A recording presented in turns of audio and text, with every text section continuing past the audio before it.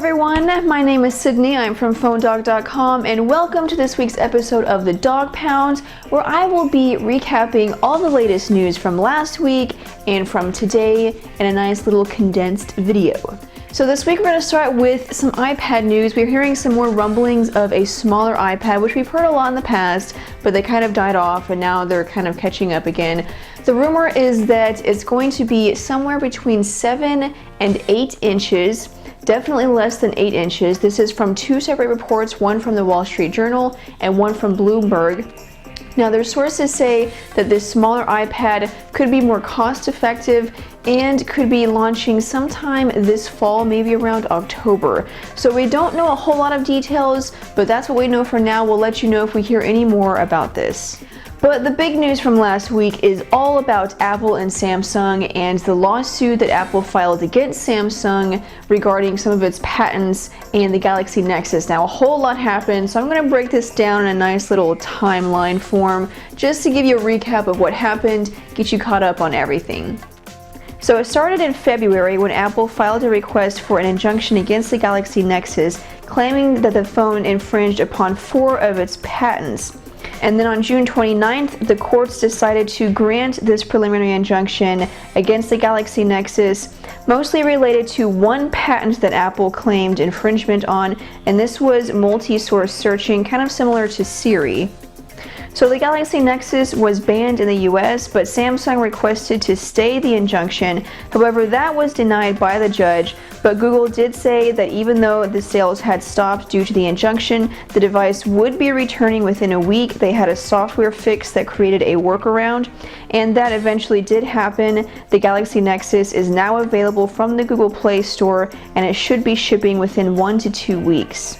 Samsung appealed its request for a temporary stay on this injunction, and whenever taken to the U.S. Court of Appeals for the Federal Circuit, the court granted the request for a temporary stay on the injunction, and Apple has until 5 p.m. on July 12th to issue a response, and the court will then decide whether or not the injunction should remain in effect for the entirety of the trial.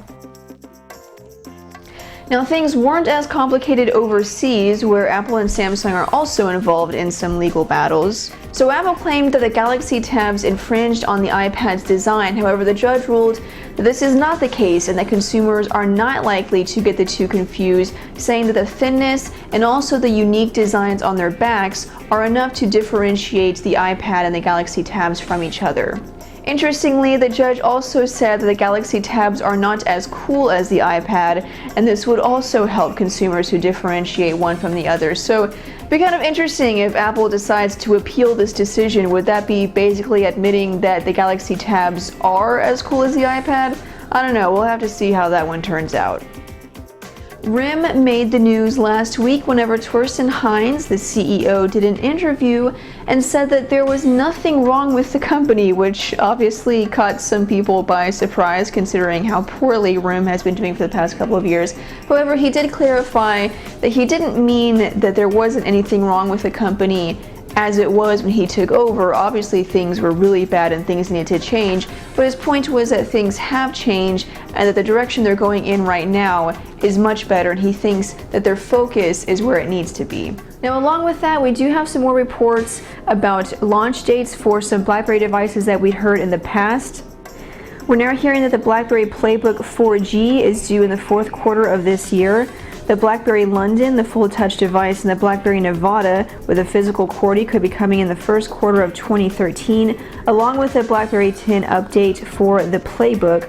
Coming in the 2nd quarter or the 3rd quarter of next year is the BlackBerry Nashville and the 10-inch BlackBerry Playbook Black Forest.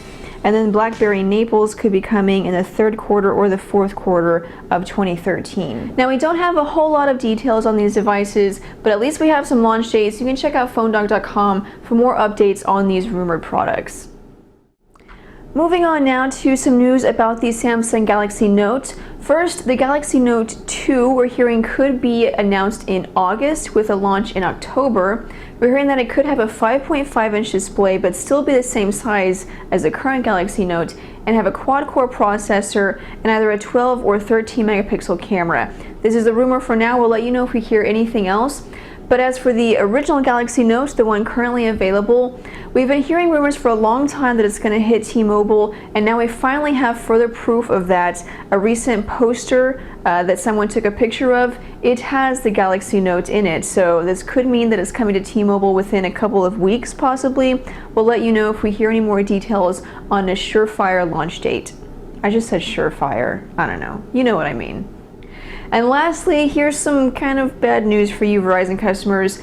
If you've been eagerly anticipating the Galaxy S3, it has been delayed. It was supposed to launch on July 10th, but now we know that it won't be launched until July 12th. It's only 2 days. We're not entirely sure what's wrong, why it's been delayed, but at least it's not that much longer to wait. So July 12th, that's the new magic day if you want to get the Galaxy S3. So there you go, guys. That's the news and that's the show. Thanks for watching. I hope you enjoyed it. I'm Sydney from PhoneDog.com, and I'll see you guys later. Bye.